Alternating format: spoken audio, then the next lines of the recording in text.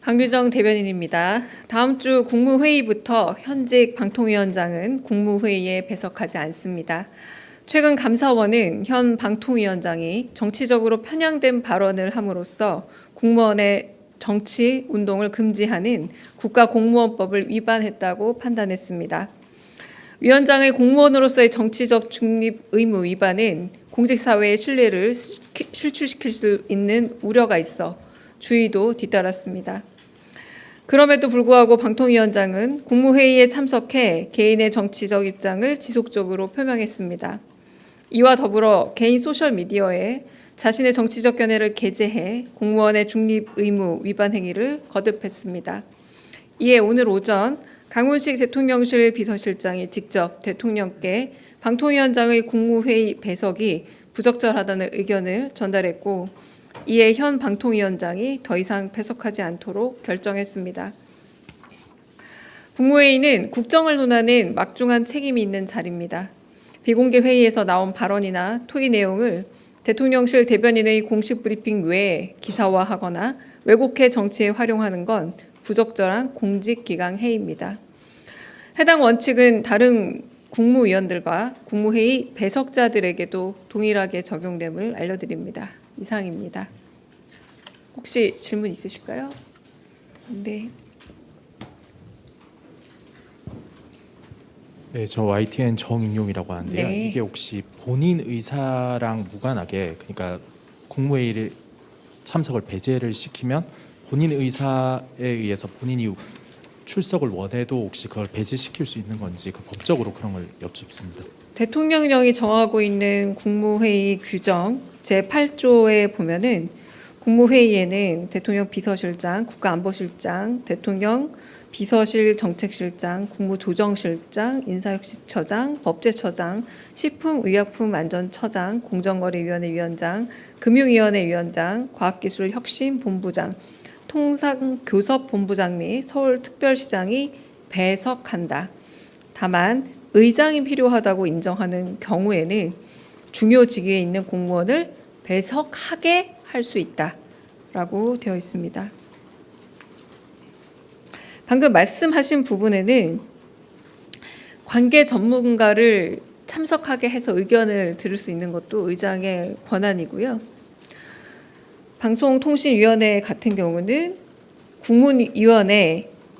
국무회의에 출석하여 발언할 수 있으나 국무총리에게 의안을 제출해 건의한 이후에 이 건의가 허락될 경우에 참석할 수 있는 겁니다. 그러니까 지금 배석하지 않게 하는 건 국무회의를 주재하는 의장의 권한입니다.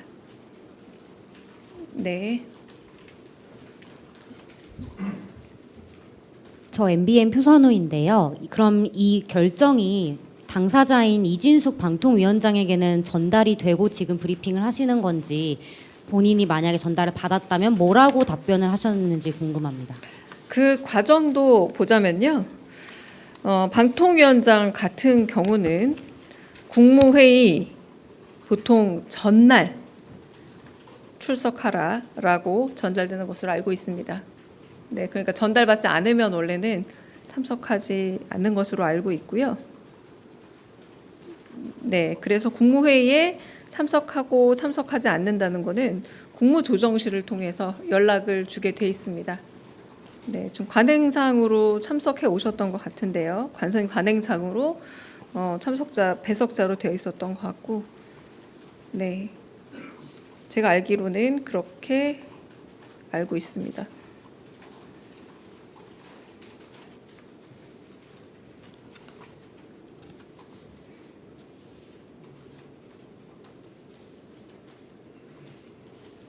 네, 보통 국무조정실에서 전달되고 있기 때문에요. 네. 그러니까 이 부분 저희가 또 지금 표선화 기자 질문하셨지만 국무조정실에서 전달 혹은 전전달 하기 전에 벌써 대통령실에서 입장을 전하는 거라 이 자체가 의사의 전달이고 배석하지 않아도 된다, 배석하지 말라는 전달이라고 봅니다. 네. 다른 질문 또 있으실까요?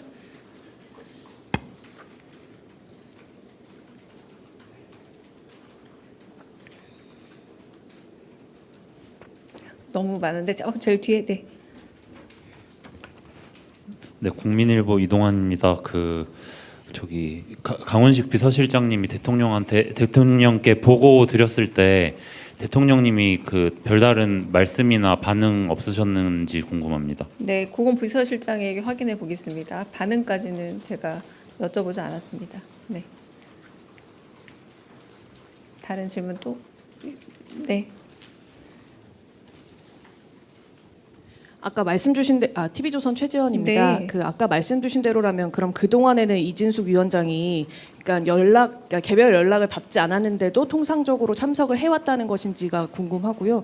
그리고 또 하나 조금 전에 언론 보도 통해서 이 대통령이 방송 3법에 대해서 시기에 대해서는 구체적으로 언급하지 않았다라고 하면서 일종의 이제 추진에 대해서 교통 정리를 좀 한 것이다 이런 취지의 보도가 있었는데 이거 맞는지도 확인 좀 부탁드립니다.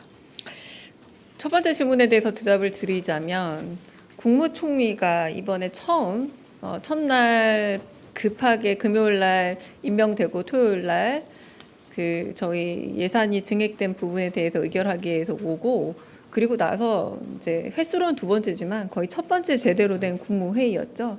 그러니까 새 총리 그리고 새 국무조정실에서 특별히 배석자를 바꾸지 않은 상황이었고 배석자는 지난 정부의 관행대로 모셨던 것들이라고 보시면 될 것 같습니다.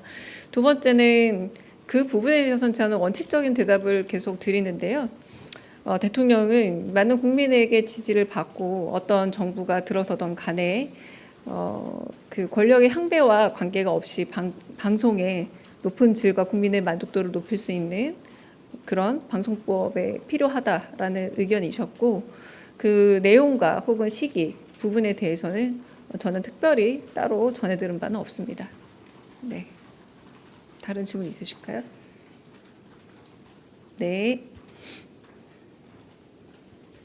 네, 아시아경제 임철량입니다. 이진숙 위원장 대신에 대참에서 참석자가 있을 가능성이 있을까요? 무슨 말인지 이해를 그래도 못하겠습니다. 방통위에서 나름대로 네. 뭐 의견을 개진하거나 대통령께서 국무회의 때 질문을 하거나 이런 부분이 있을 수 있기 대참은 때문에 위원장이 배석에 권한이 있을 때 그분이 특별한 사유를 가져서 걸석일 경우에 하는 게 대참입니다. 그러면 아예 지금은 방통위는 배제가 제가 되는 거죠? 이진숙이라고 표현하지 않았고요. 방통위원장이라고 표현을 했잖아요.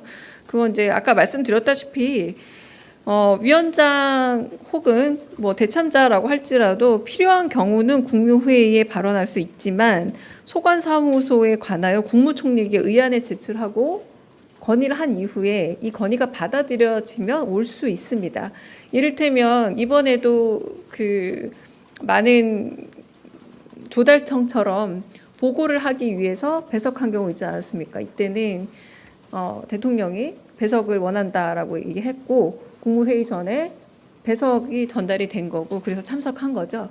이제 그런 방식인 겁니다. 근데 지금은 방송통신회가 굳이 그렇게 필수적으로 매주 배석해야 되는 위원회는 아니었기 때문에 이제는 필수 배석위원으로는 여기지 않는다. 그리고 그렇게 부르지 않는다. 이렇게 받아들이시면 될 것 같습니다. 네. 당연히 앞으로 필요에 의해서 다시 국무회의에 참석할 수 있습니다. 네, 의장의 뜻에 따라서. 네.